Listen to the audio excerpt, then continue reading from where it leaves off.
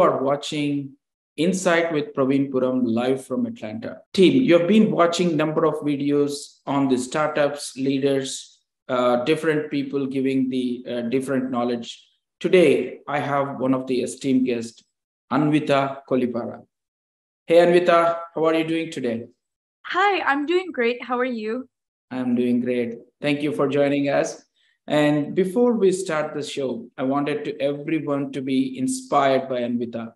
The reason I brought Anvitha onto this show is to bring light on what she does to the society. How, as a teenager, she is in the social impact, right? So it is very important for all of us to do something to the society apart from our general work, where Anvitha has already been done.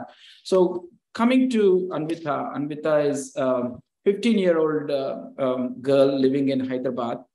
And she's passionate about social service. She is the founder and president of Care Good Foundation, a nonprofit organization that goes to empower senior citizens and share the lessons to the younger generation.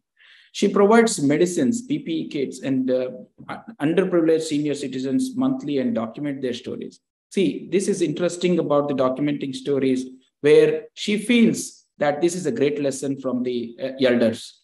As a part of the Care Good Foundation, she also conducts workshops on solar awareness and access to solar power across India.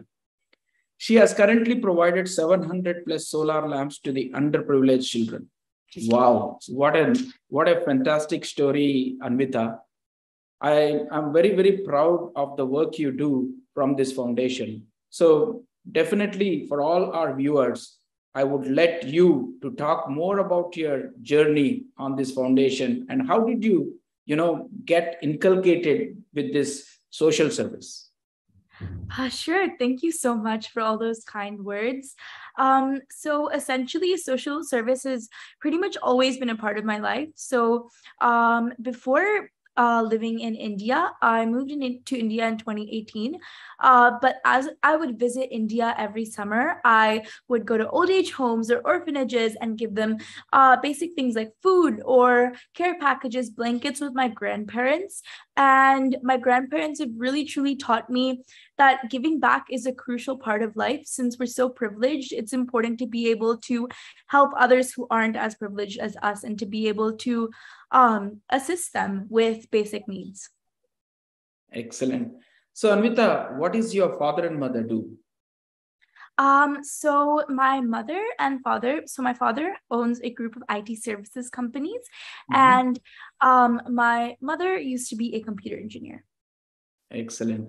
So, Anvita, tell us most of the kids want to play, right? At the age of yours, they always wanted to go to films, they wanted to go to picnics, they wanted to do. So, how did I know that your grandparents are inspired you. So, what made you think about social service? What was the first event clicked in your mind that I should do this, I should help them? So, what was that?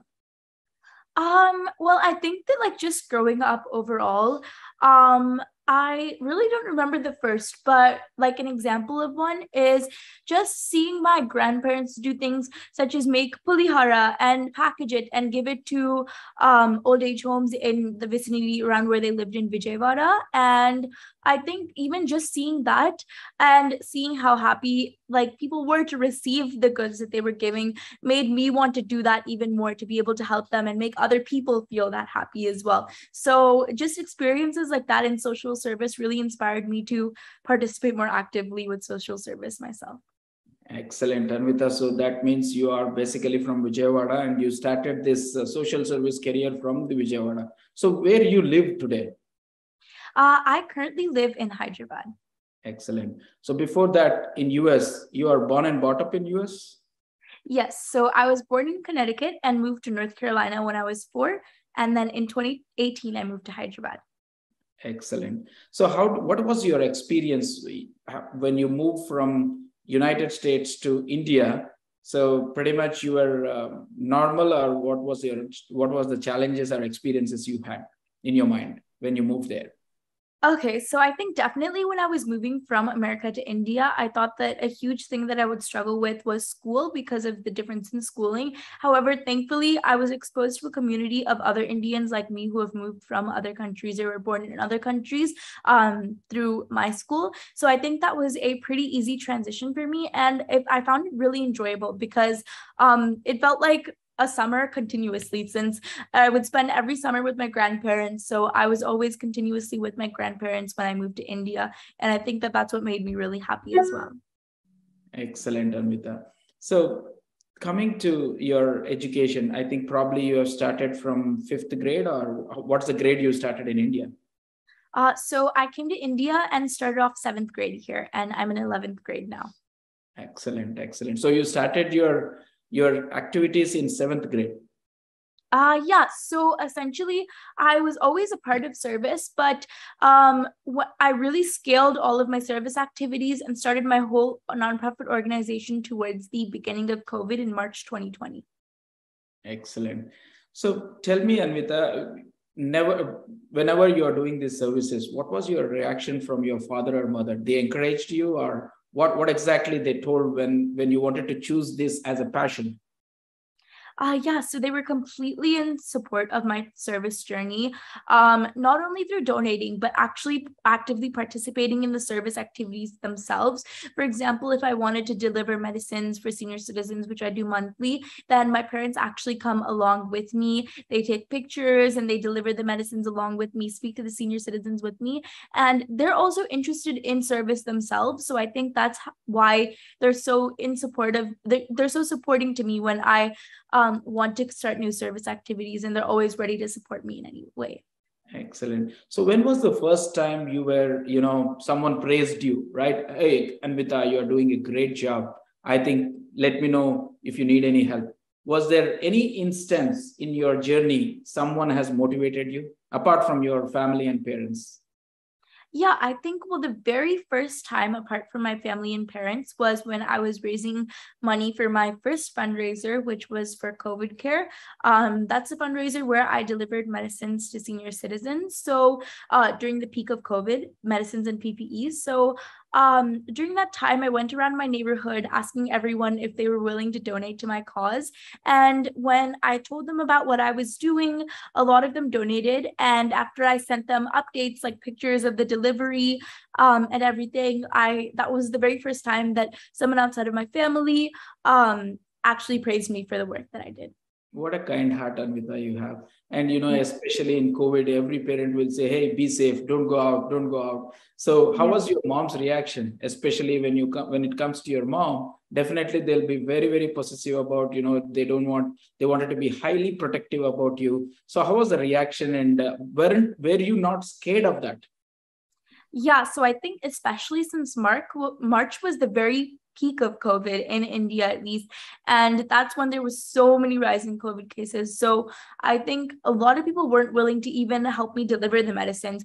But I thought, okay, this is something that I want to do. And my mom definitely asked me to be cautious about it because obviously safety always comes first. But what I did was just like a week before I delivered medicines, I made sure not to go out and to stay safe so that when I actually, and even while I'm delivering the medicines, to be masked and wear gloves throughout the delivery. So my mom definitely made sure that I had safety practices put into place, but she was still supportive of me actually going to deliver the medicines.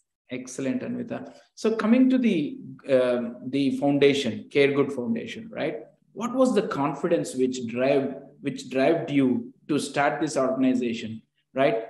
It's starting a foundation comes with a responsibility, commitment, and spending some time. So what was the confidence driven? Is it your parents inspired you, or you wanted to do? How did you know about this foundation and you wanted to make this happen? Yeah, so I think the thing was that I always knew that I wanted to do some type of social activities. So I think that obviously my grandparents and my parents were a huge influence on that. So once I started my very first social activity by myself, I thought if I could start one project, I could start many and create a whole organization that has a large amount of social impact. And at that point, even during COVID, I saw that there weren't many teens who were reaching their full potential and doing as much as they can in regards to social impact, especially in such a pressing time. And I think that seeing that, I took that as an opportunity to actually start a nonprofit organization myself. One other huge thing was when I first started off the COVID care project, I read a lot of articles online. For example, the article that sparked my interest in this project was about how senior citizens are the most vulnerable, and it was talking about the situation in Italy. So I think reading a lot of articles like this and reading about other people's social work is what really grew my interest in starting my own organization and making an impact. Yeah.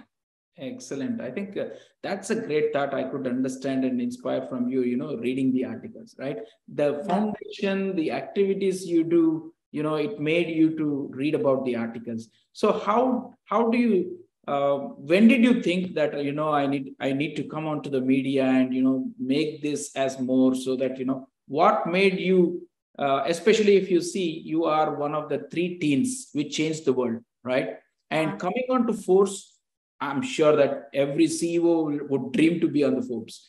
So that you are on Forbes. So how did you feel and how did this happen? Yeah, so I think it was all sort of like if you've ever seen dominoes fall over one after another, it was all like a series of events. So the first thing was I started a fundraiser called Solar Good. So I provided solar panels to rural children. For that, I started a campaign on Milap to send to all of my family, friends, neighbors, everyone that I know, for crowdfunding, right? And when I started that, the Milap team actually recognized me and said that they would be interested in featuring this project on the New Indian Express at X.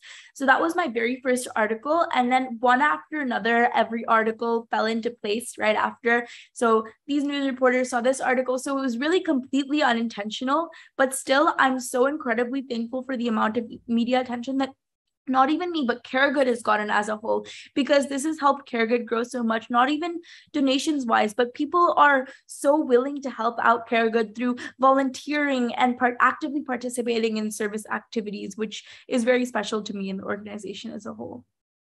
So what was the interview about Forbes? So how did they approach you? Through the social media itself?